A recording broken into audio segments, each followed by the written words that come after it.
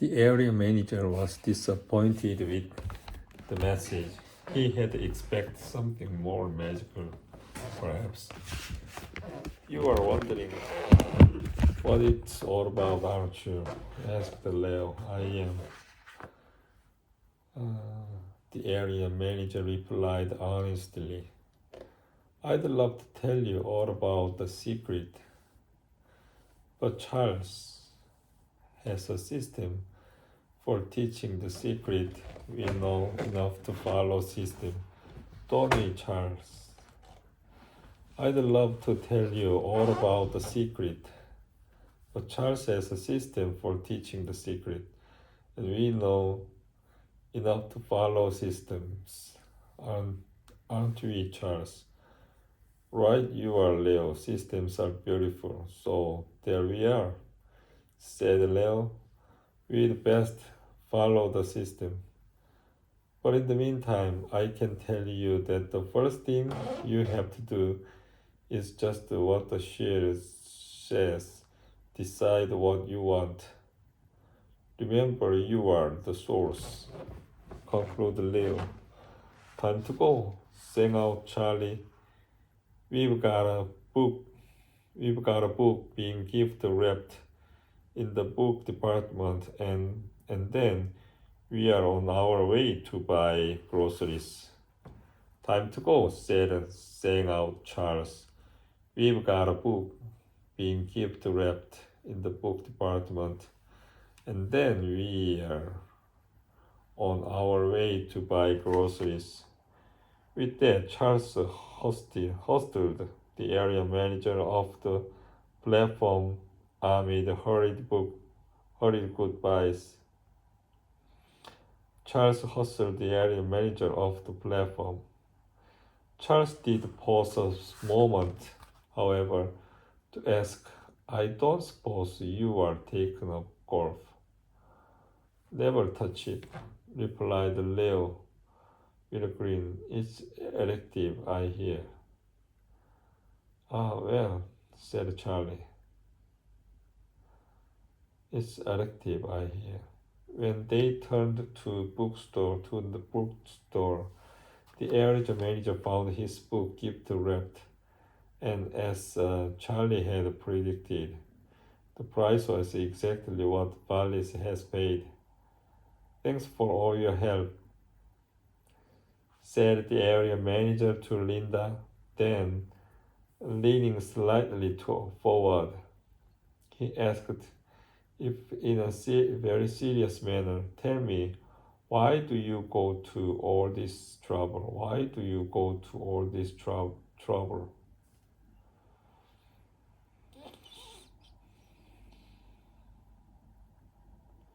Linda answered with equal seriousness. Well, it's a store policy to look after customers' needs whenever possible.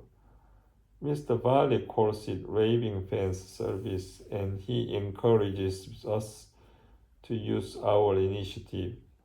Besides, it's fun. I used to work in another department store.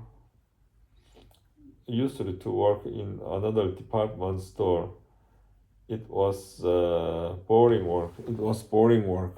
I resented the store treating me like a stupid machine, and my bad attitude was reflected in the way I treated their customers.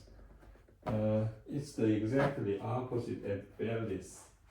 Now I help people and enjoy doing it. Enjoy doing. I help people and enjoy doing it.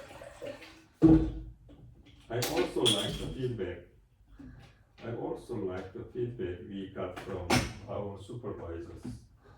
We are all graded on your service to customers. We are all graded on your customers.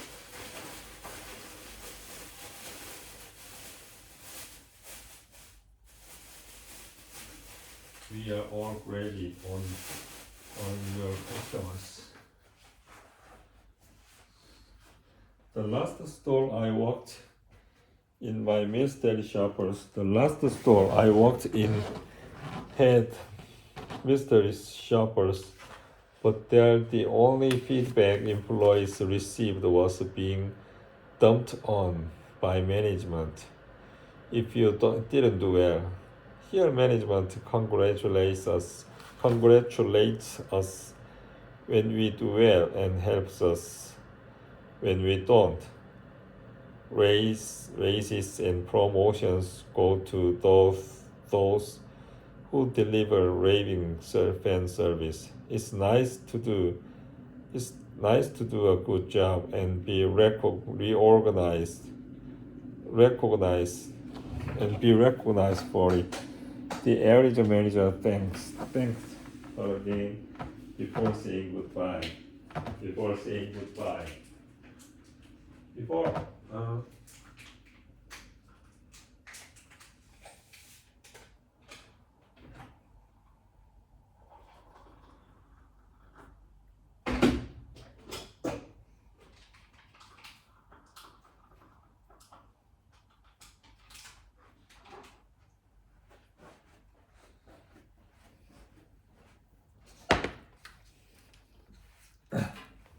Before saying the area manager thank, thanked her again before saying goodbye.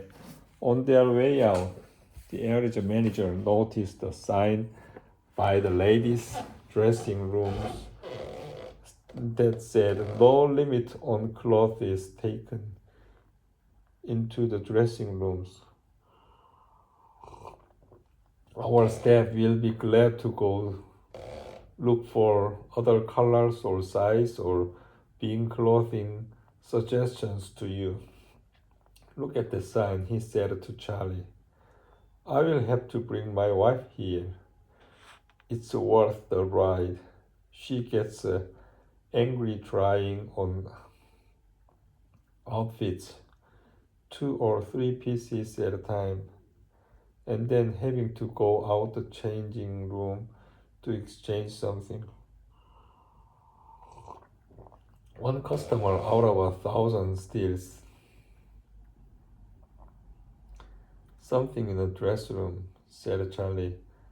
Next day, the store puts a sign offending the other 999 customers and making one crook laugh as she finds a new way to steal. Next day, the store puts a sign offending the other 999 customers and making one crook laugh as she finds a new way to steal. No one ever seems to compute the cost of offending so many customers in order to slow down one crook. Dressing room limits are blatant example of abusing customers. Now, think about the first secret and we will head to our next appointment. Our customer out of 1,000 steals something in a dressing room. One customer out of 1,000 steals something in a dress room, said Charlie. Next day, the store puts a sign offending the 999 customers and making one crook laugh as she finds a new way to steal. No one ever seems to compute the cost of offending so many customers in order to slow down one crook. Dressing room limits are blatant example of abusing customers. Now think about the first secret and we will head to our next appointment.